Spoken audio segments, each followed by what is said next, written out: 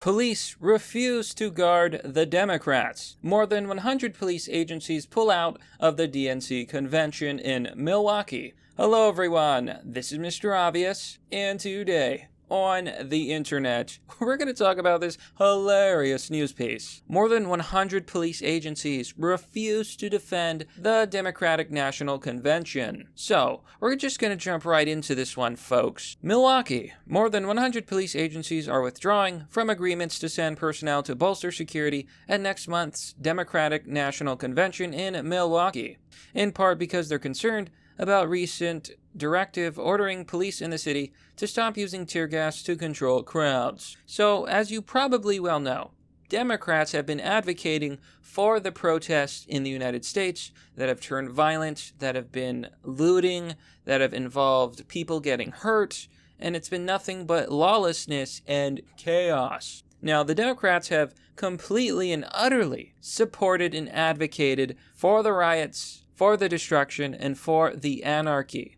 They've defended it time and time again, refusing to charge people who are destroying public property, spreading terror on the street, and attacking people with any crimes. And make no mistake, the people who are rioting, they're not right-wingers or conservatives or libertarians or even moderate liberals. They're left-wing activists in groups and organizations like Antifa and BLM.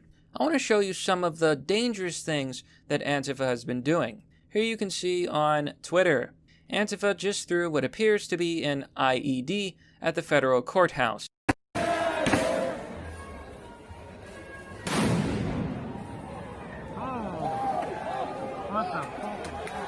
An explosive. Yes, you can see Antifa throw this IED and then celebrate as it explodes. Here you can see the person who threw the IED on the footage. They were wearing a green shirt. There you can see him throwing a bomb at a federal building while chanting that Black Lives Matter. These people are not peaceful.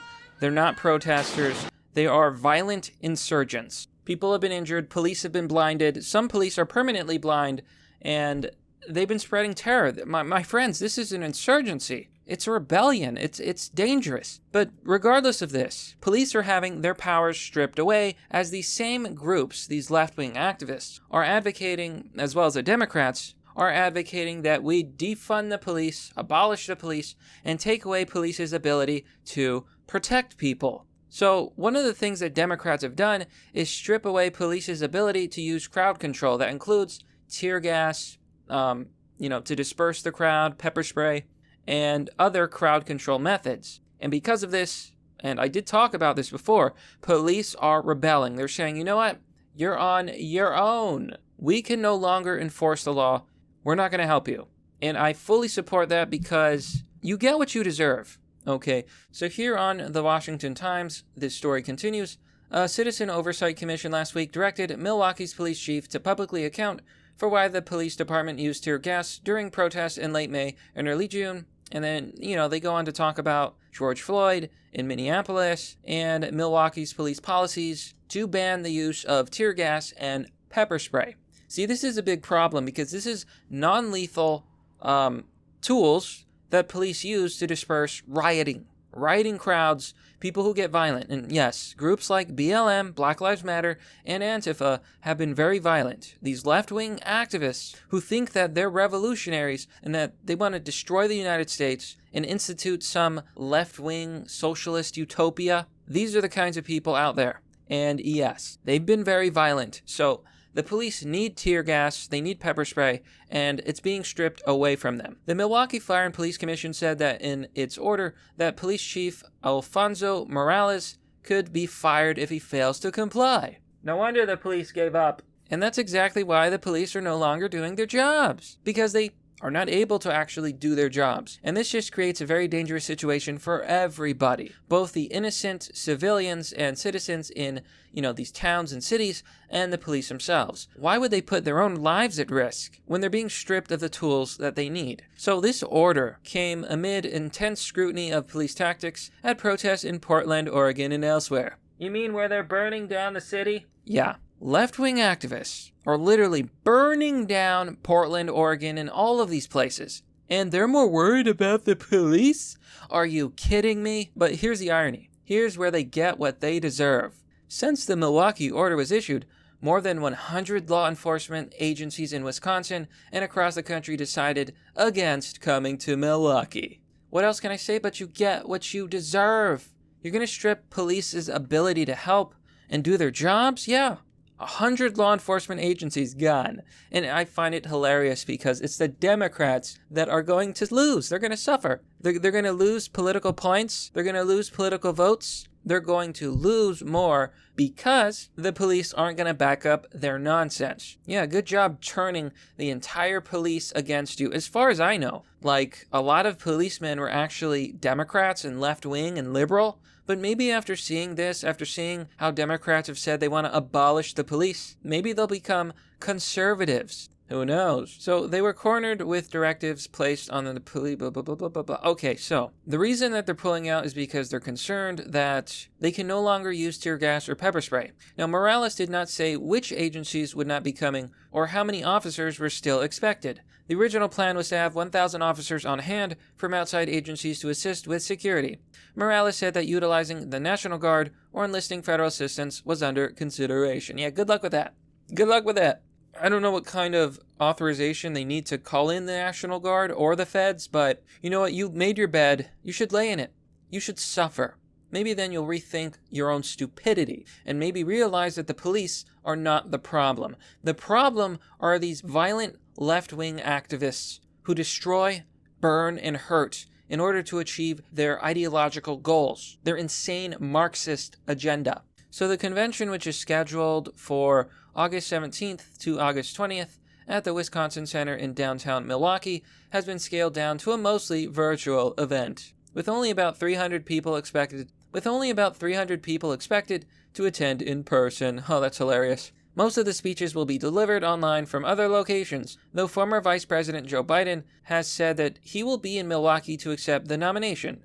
Despite the event's smaller scale, police are preparing for potentially large protests in and around the venue. So I'm not exactly sure who they're going to protest because it's not right-wingers, like I said, and conservatives outside rioting and burning things down, tearing down statues. That is all the left. And you've even had news reports trying to blame conservatives for the riots. I want to show you this tweet by Andy No, because we've seen these articles lately saying, well, actually, it's right-wingers who are extreme, who are dressing up as Black Lives Matter and committing crime.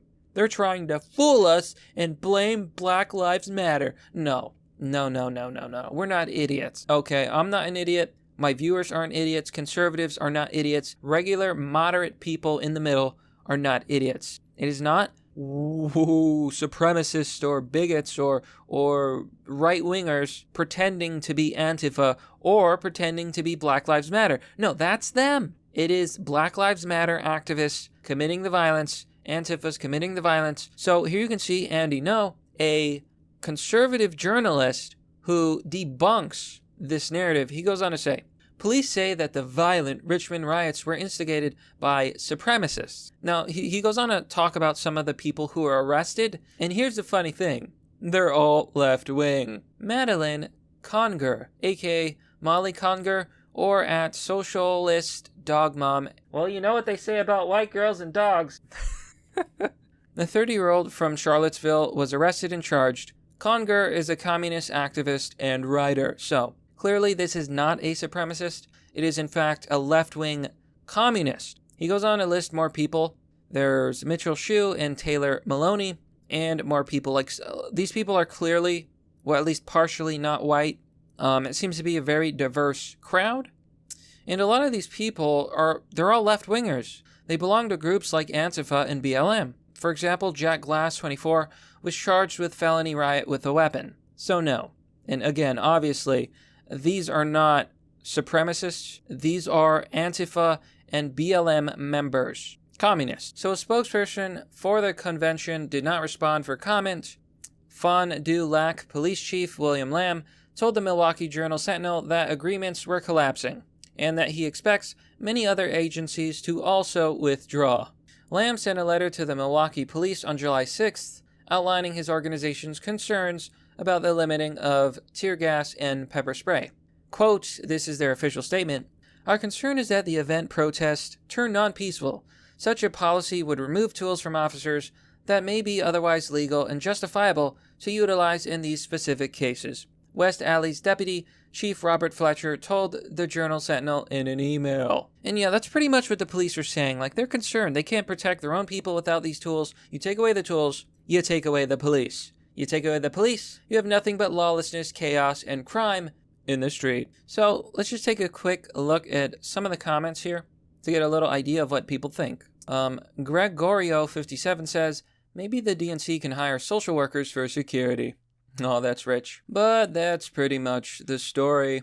I think it goes without saying that the DNC and the Democrats have utterly screwed themselves, but that's merely the obvious. Well, that's all for now, folks. Let me know what you think about this story by commenting down below in the comment section. As always, if you want to support the work I do, you can join me on Patreon or Subscribestar for as low as $1. Doing so will give you access to a private Discord server. If you want to donate, there's DonorBox and crypto. And why not visit my merch store? I have 2 beautiful designs. You may like them. Deus Vult, and there's t-shirts, there's stickers, there's notebooks, all sorts of stuff. Anyhow, thanks for watching. This has been Mr. Obvious, and I'll see you all next time.